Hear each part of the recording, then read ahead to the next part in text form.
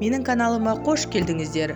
Бүгін шоколадный помадканың қалай жасалу жолын көрсетемін. Ол үшін бізге какао керек, сүт керек, сармай керек және секер керек болады. Бәрін бір ас қасықтан салып шығасыздар. Сүттен, какаодан, секерден де бір ас қасықтан саласыздар. Сосын 10 грамм сармай саласыздар.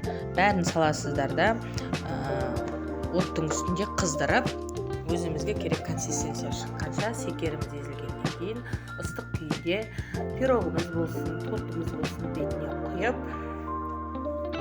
сән береміз, дәм береміз. Шоколадтан арзанға шығады, өте пайдалы, пайдалансаңыздар болады. Осылай маған ұнады, мен бұл жерде 2 порция жасадым. Сіздер білесіздер, 1 порция аздық етеді екен. 22 диаметрлік 2 пирогтың бетіне маған 3 порция кетті. Сол мені сақтаңыздар. Осылай жасаймыз міне. Енді отқа қойып қыздырамын. Астын баяу отта қойсаңыз да болады, қатты отта да қойсаңыз болады. Бастысы күйдіріп алмаңыз, әйтпесе ол вкус тамаққа беріледі. Осылай қыздырып